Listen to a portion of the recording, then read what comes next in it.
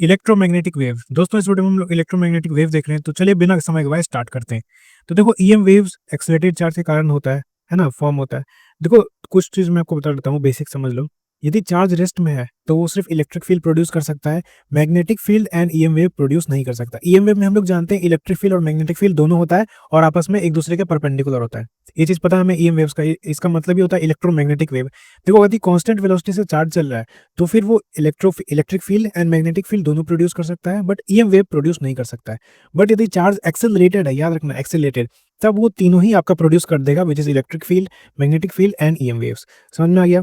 देखो source of EM waves क्या हो सकता है? एलसी ऑसिलेशन हो सकता है ये, ठीक है। एक्सेलरेटेड चार्ज तो हो ही सकता है, मैंने बता दिया आपको। डी एक्सेलरेशन यदि हो रहा है इलेक्ट्रॉन के एटम्स में, उससे भी इलेक्ट्रोमैग्नेटिक वेव फॉर्म हो सकता है, ठीक है। Transition of electron to lower orbit, transition यदि हो रहा है इलेक्ट्रॉन का, तो उससे भी इलेक्ट्रोमैग्नेटिक वेव का फॉर्मेशन हो जाएगा, ठीक है। And D excitation of nucleus, इसके कारण से भी ईएम वेव का फॉर्मेशन हो सकता है, ठीक है। वापस बता देता हूँ, LC oscillation, acceleration of charge, D acceleration of atom, transition of electron and D excitation of nucleus. देखो इस तरीके से होता है आपके पास। जैसे कि यहाँ पे एक सर्किट बना हुआ है जिसमें ये आपका कैपेसिटर है, ठीक है। यहाँ पे ये बैटरी लगा हुआ है, ये पॉजिटिव टर्मिनल है, ये नेगेटिव टर्मिनल है। यहाँ से करंट जाता है। देखो एक बात, दो तरीके के करंट हमें यहाँ पे देखना है। एक डिस्प्लेसमेंट करंट जिसको हमने आईडी से डिनोट किया है, एक सर्किट या ड्रिफ्ट करंट, ठीक है। सर्किट करंट या ड्रिफ्ट करंट एक ही चीज होता है, इस बात का याद रखना, ठीक है। इसको हमने आईसी से डिनोट कर दिया।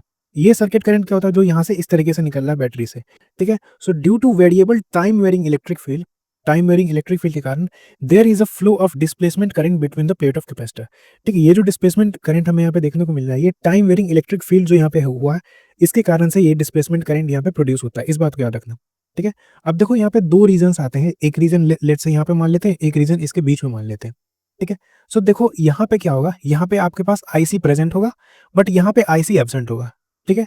सिमिलरली यहाँ पे आईडी आपके पास प्रेजेंट होगा और यहाँ पे आईडी एब्सेंट होगा, ठीक है। मतलब कि यहाँ पे आपके पास सर्किट करंट नहीं होता है, यहाँ पे आपके पास ड्रिफ्ट करंट होता है, इस वजह से यहाँ पे ये सर्किट कंप्लीट हो पाता है। समझ में ये देखो यहाँ पे ए रीजन है, तो यहाँ पे आईसी नॉन जीरो होगा, यानी कि यहाँ पे आईसी प्रेजेंट होगा, ठीक है। बट यहाँ पे आईडी जीरो हो जाएगा ए रीजन पे, यानी कि डिस्प्लेसमेंट करंट ए रीजन पे जीरो हो जाएगा। बट वहीं पे बी पे सर्किट करंट जीरो हो जाएगा, बट डिस्प्लेसमेंट करंट यहाँ पे जीरो नहीं होगा। समझ में आ गया?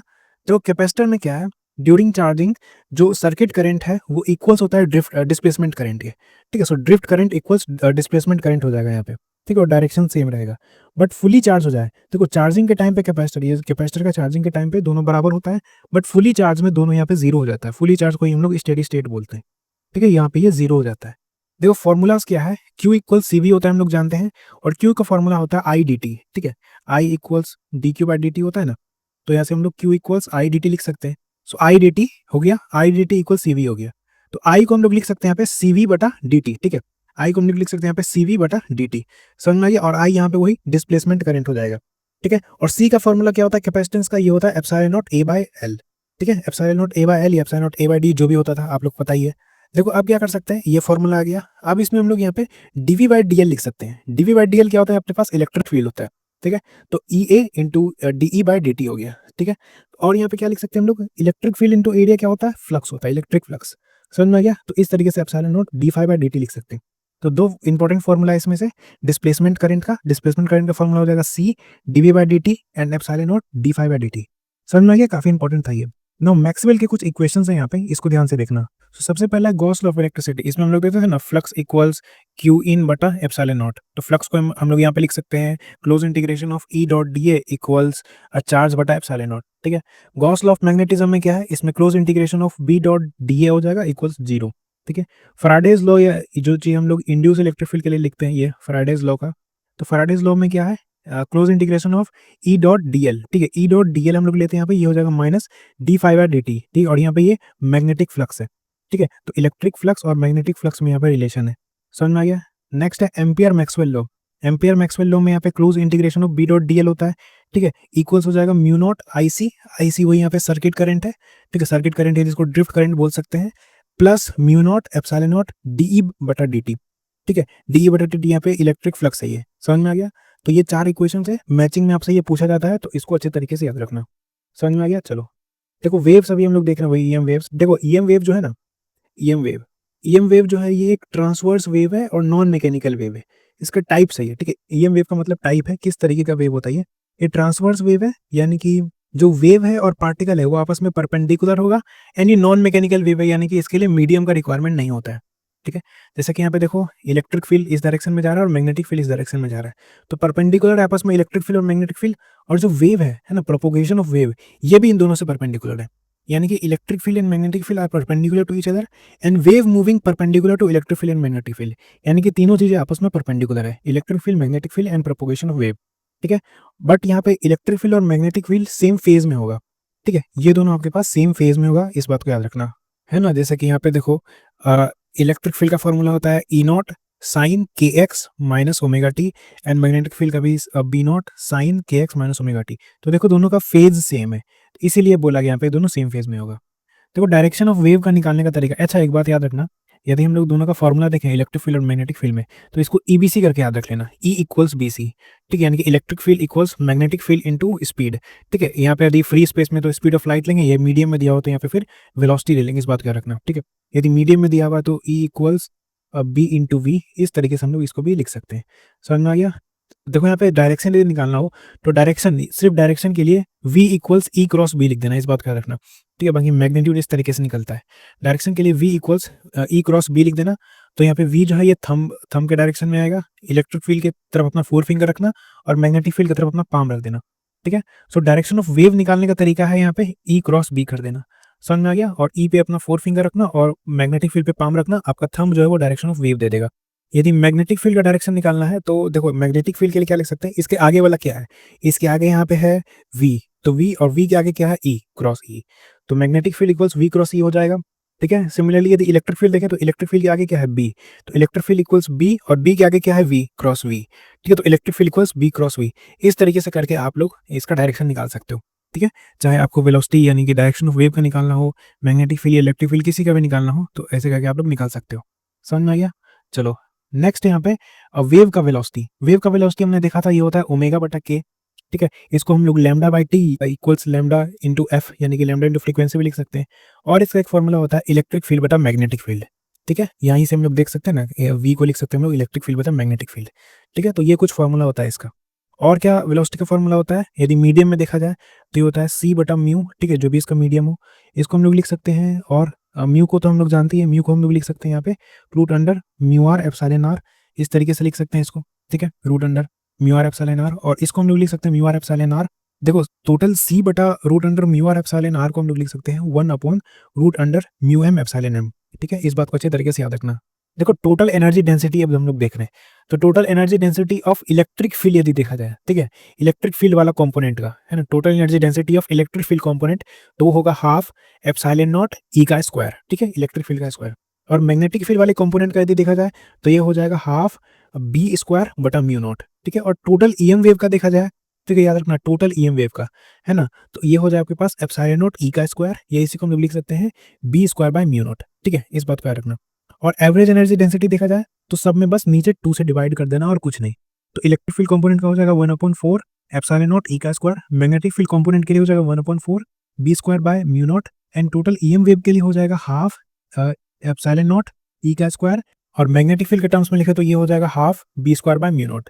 समझ में आ गया। और ये तो मैंने आपको बता दिया, इलेक्ट्रिक फील्ड को हम लोग इस तरीके से लिख सकते हैं ई नॉट साइन के एक्स माइनस ओमेगा टी, और मैग्नेटिक फील्ड को बी नॉट साइन के एक्स माइनस ओमेगा टी। ठीक है, तो इसको याद रखना।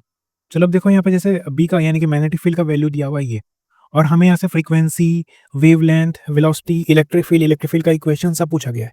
तो देखो फ्रीक्वेंसी का फॉर्मूला क्या होता है, देखो ओमेगा इक्वल्स 2 पाई एफ होता है, तो फ्रीक्वेंसी हो जाएगा ओमेगा बाय 2 पाई। ठीक है, सिमिलरली हम लोग यहाँ से टाइम पीरियड भी निकाल सकते हैं। ठीक है, तो यहाँ पे फ्रीक्वेंसी हम लोग निकालते हैं, ये हो जाएगा 2 पाई बटा ओमेगा बटा 2 पाई। ठीक है, सो ओमेगा के वैल्यू हम लोग यहाँ से निकालते हैं। देखो फॉर्मूला क्या होता है, के एक्स माइनस ओमेगा टी।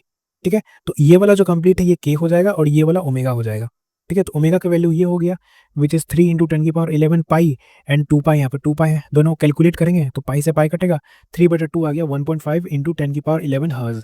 ठीक है, लैम्डा का वैल्यू कैसे निकालेंगे, देखो के इक्वल्स होता है 2 पाई बाय लैम्डा, तो लैम्डा इक्वल्स हो जाएगा 2 पाई बटा के। ठीक है, सो 2 पाई यहाँ पे 2 पाई रह गया, और के का वैल्यू यहाँ पे देखो 5000 पाई है, तो पाई से पाई कटा तो ये आ जाएगा अपने पास 4 × 10⁻⁻4 मीटर्स। ठीक है, वेलोसिटी क्या होता है ओमेगा बाय के, तो ओमेगा ये रहा और के ये रहा। ठीक, और भी कई सारे फॉर्मूला होता है, वो भी आप लोग कर सकते हो, लैम्डा इंटू एफ भी होता है, तो दोनों को मल्टीप्लाई भी कर सकते हैं हम लोग। यहाँ से देखो 15 चौके 60 हो जाएगा, तो यहाँ पे 6 ले लिया हमने। ठीक है। तो ओमेगा बटा के हमने यहाँ पे किया, तो ओमेगा बाई के को डिवाइड करेंगे तो 6 × 10⁻7 मीटर पर सेकंड आ जाएगा। इलेक्ट्रिक फील्ड होता है मैग्नेटिक फील्ड इंटू स्पीड। ठीक है, मैग्नेटिक फील्ड का फॉर्मूला यहाँ पे देखो ये दिया हुआ है, ये वाला, तो ये हमने ले लिया मैग्नेटिक फील्ड, एंड यहाँ पे वेलोसिटी क्या हमने जो निकाला, ये दोनों को मल्टीप्लाई करेंगे तो ये आ जाएगा 480। ठीक है, तो ये 480 आ गया हमारे पास इलेक्ट्रिक फील्ड। और इलेक्ट्रिक फील्ड का इक्वेशन लिखा जाए तो ये वाला पहले हम लोग मैग्नीट्यूड लिखेंगे, और जो भी अपने पास ये इक्वेशन है ये वाला, इसको बस हमने यहाँ पे उठा के चिपका दिया। ठीक है, तो इस तरीके से यहाँ पे सारा क्वेश्चन बनता है। तो देखो types of electromagnetic waves, EM waves का टाइप देखा जाए तो इसको आप लोग याद कर सकते हो, गाड़ी XUV इन माई रेंज। ठीक है, गाड़ी XUV इन माई रेंज, है ना। जी से हो जाए आपके पास गामा रे, ठीक है, एक्स से एक्सरे, यू से अल्ट्रावायलेट रे, वी से विजिबल रे, IN से इंफ्रारेड, M से माइक्रोवेव, R से रेडियो वेव। ठीक है, सो गाड़ी XUV इन माई रेंज, इस बात को अच्छे तरीके से याद रखना। ठीक है ना। So gamma ray, X ray, UV ray, visible ray, infrared ray, microwave, radio wave. अब देखो इधर से यदि इधर जाएंगे ना तो याद रखना, इस तरफ से यदि इस तरफ जाएंगे तो वेवलेंथ बढ़ता है। ठीक है, एक चीज बस याद रख लो, इधर से इधर जाओगे तो वेवलेंथ बढ़ेगा। ठीक है, रेडियो की तरफ जाओगे तो वेवलेंथ बढ़ेगा, है ना। और क्या होगा, और जो अपने पास वेवलेंथ यदि बढ़ रहा है, देखो एनर्जी इक्वल्स होता है HF इक्वल्स होता है hc/λ, और यदि वेवलेंथ बढ़ रहा है तो एनर्जी घटेगा। ठीक है, एनर्जी घटेगा एंड फ्रीक्वेंसी भी घटेगा। सो इधर से इधर जाओगे तो वेवलेंथ बढ़ेगा, एनर्जी घटेगा एंड फ्रीक्वेंसी भी घट रहा होगा। समझ में आ गया। अब देखो यहाँ पे कुछ यूनिट्स है, आपका एनर्जी का यूनिट्स है, एनर्जी का मतलब आपका रेंज है, उसको याद रखना। देखो विजिबल रे बीच में आ रहा है तो ये 1 इलेक्ट्रॉन वोल्ट के अराउंड आता है, इस रेंज में आता है। ठीक है, इसके इधर जाएंगे तो एनर्जी घटेगा, इसके इधर जाएंगे तो एनर्जी बढ़ेगा। ठीक है, देखो इंफ्रारेड के लिए 10⁻³ हो जाएगा, यानी कि मिली इलेक्ट्रॉन वोल्ट के टर्म्स में आएगा। माइक्रोवेव के लिए 10⁻6 यानी कि माइक्रो इलेक्ट्रॉन वोल्ट के टर्म्स में आएगा। एंड रेडियो वेव के लिए 10⁻8 हो जाएगा। ठीक है, वहीं पे अल्ट्रावायलेट रे यानी कि यूवी रे के बारे में देखें तो ये 10 to 100 के रेंज में आएगा। ठीक है, एक्सरे में ये किलो इलेक्ट्रॉन वोल्ट यानी कि 1000 के रेंज में आएगा, और गामा रे के लिए मेगा इलेक्ट्रॉन वोल्ट यानी कि 10⁻6 के रेंज में आएगा। ठीक है, तो एनर्जी का आप लोग रेंज अगर निकाल लोगे तो सिमिलर सा यहाँ पे आप लोग लैम्डा का भी रेंज निकाल सकते हो, क्योंकि एनर्जी इक्वल्स होता है, यदि यहाँ पे हम लोग लैम्डा का रेंज यदि नैनोमीटर्स में निकालना है, ठीक है, तो 1240 इसको इलेक्ट्रॉन वोल्ट में रखना, और लैम्डा यहाँ पे नैनोमीटर में रख लेना। ठीक है, यहाँ पे नैनोमीटर में रख लेना लैम्डा, तो आपके पास लैम्डा का यहाँ पे रेंज आ जाएगा। ठीक है, इस तरीके से आप लोग कर सकते हो यहाँ पे, और एनर्जी जो भी यहाँ पे ये सब एनर्जी दिया हुआ है उसको यहाँ पे पुट करके कर सकते हो। ठीक है, तो लैम्डा इक्वल्स 1240 इलेक्ट्रॉन वोल्ट, और यहाँ पे जो भी एनर्जी भी इलेक्ट्रॉन वोल्ट में जैसे यहाँ पे दिया हुआ है तो इसको निकाल सकते हो। तो जो यहाँ पे लैम्डा का रेंज आएगा वो नैनोमीटर्स में आ जाएगा। ठीक है, तो फिर आप लोग उसको एंगस्ट्रॉन्ग या फिर कह सकते हैं कि मीटर्स में आप लोग कन्वर्ट कर सकते हो। चलो इंटेंसिटी ऑफ ईएम वेव सभी हम लोग यहाँ पे देख रहे हैं। देखो इंटेंसिटी इक्वल्स होता है एनर्जी पर यूनिट एरिया पर यूनिट टाइम। ठीक है, अब यदि ऊपर लेंथ से और नीचे लेंथ से मल्टीप्लाई कर दें तो ये A × L क्या हो गया, ये हो गया वॉल्यूम। तो एनर्जी पर यूनिट वॉल्यूम हो गया आपके पास energy density, and length per unit time हो गया आपके पास स्पीड। ठीक है, यहाँ पे हमने स्पीड ऑफ लाइट लिया है। ठीक है, इस बात का ख्याल रखना। तो यहाँ पे एनर्जी डेंसिटी इंटू सी हो गया यहाँ पे। ठीक है, अब एनर्जी डेंसिटी को हम लोग क्या लिख सकते हैं, हम लोग हमने देखा था हाफ एप्सिलॉन E का स्क्वायर इंटू सी। ठीक है, सिमिलरली हम लोग मैग्नेटिक फील्ड के टर्म्स में हाफ B का स्क्वायर बटा μ0 इंटू सी लिख सकते हैं। ठीक है, और देखो यहाँ पे B का स्क्वायर है तो एक B को हम लोग ऐसे भी लिख सकते हैं, और B इंटू सी हो जाए आपके पास इलेक्ट्रिक फील्ड। ठीक है, तो इंटेंसिटी को हम लोग हाफ BE बटा μ0 भी लिख सकते हैं। ठीक है, अब देखो एक से ज़्यादा पॉइंटिंग वेक्टर, ये बस वही आपका डायरेक्शन बताता है, तो ये हो जाएगा हाफ E क्रॉस B। याद रखना हाफ, जैसे कि यही वाला सेम फॉर्मूला है, बस यहाँ पे E को हमने पहले लिया तो मतलब वही डायरेक्शन के लिए, तो हाफ E क्रॉस B, है ना, जो भी ये आपका डायरेक्शन देगा बटा μ0। ठीक है, हाफ E क्रॉस B बटा μ0, बस ये वही वाला डायरेक्शन ऑफ वेव था ना, E क्रॉस B, सेम ही यहाँ पे डायरेक्शन है पॉइंटिंग वेक्टर का। इस बात को अच्छे तरीके से याद रखना। ठीक है, तो उम्मीद करता हूँ आप लोग को ये इंटेंसिटी भी समझ में आ गया होगा। सो दैट्स इट गाइस, उम्मीद करता हूँ आप लोग को ईएम वेव समझ में आ गया होगा। ये नोट्स आपको मेरे टेलीग्राम चैनल पर मिल जाएंगे। वीडियो अच्छा लगा तो इस वीडियो को लाइक कर दीजिएगा, चैनल पे नए हो तो चैनल को सब्सक्राइब कर दीजिएगा। मैं मिलता हूं आपको नई वीडियो में। Thank you so much.